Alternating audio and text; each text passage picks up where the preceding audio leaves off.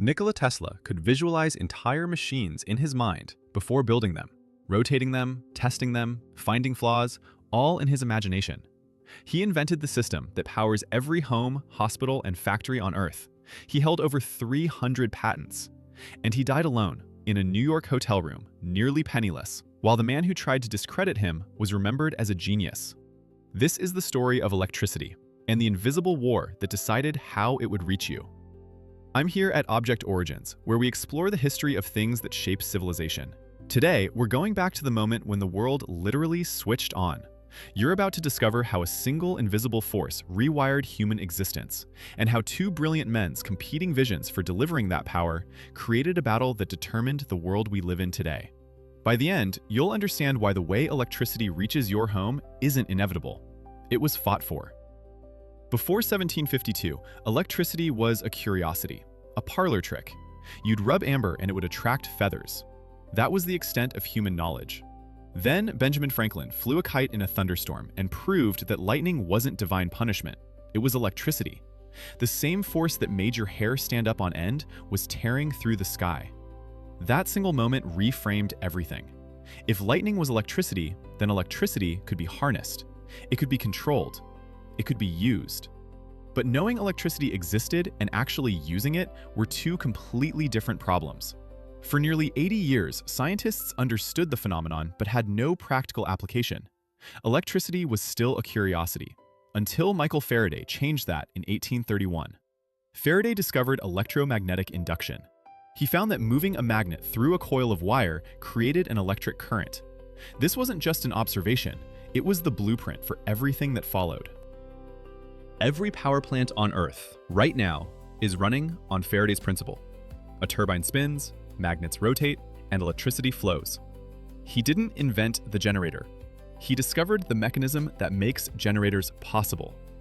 Without Faraday, there is no modern world. But Faraday's discovery sat in laboratories for decades. It took Thomas Edison to ask the question that mattered. How do we make this practical? How do we make it profitable? In 1879, Edison invented the incandescent light bulb. Not the first electric light, but the first one that actually worked reliably and could be mass-produced. More importantly, he understood something his competitors didn't. The bulb was only half the problem.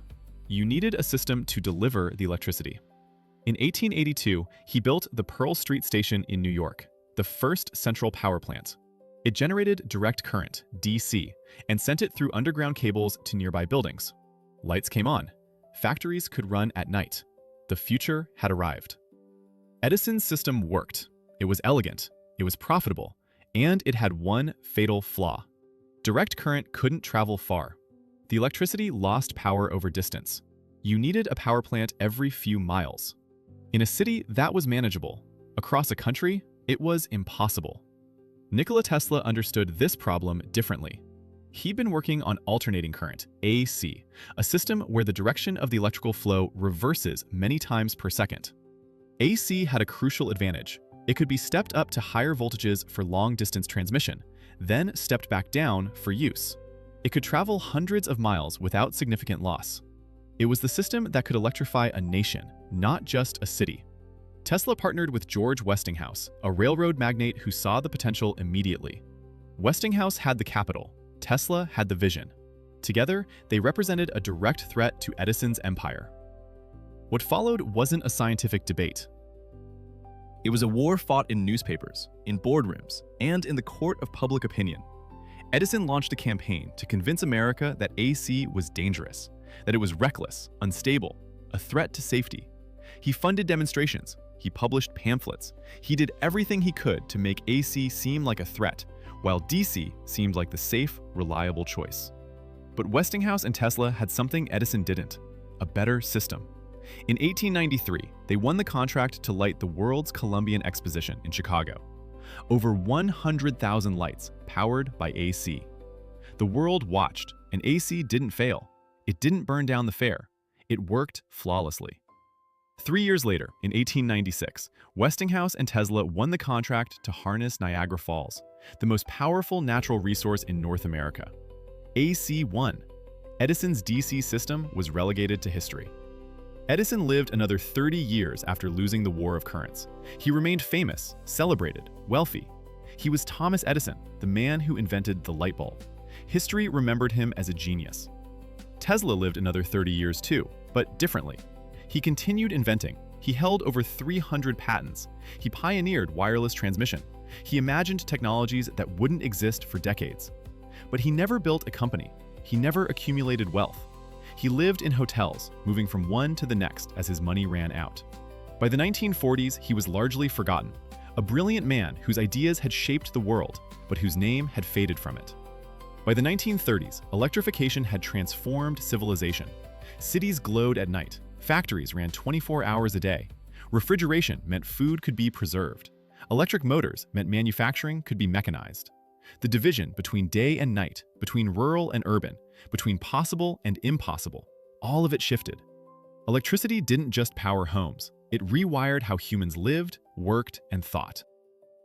And yet, today, 940 million people still have no access to electricity.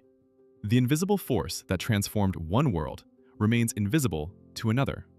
The War of Currents was won over a century ago, but the electrification of humanity is still unfinished.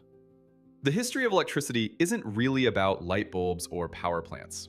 It's about two competing visions for how to deliver power, and how the choice between them shaped everything that followed.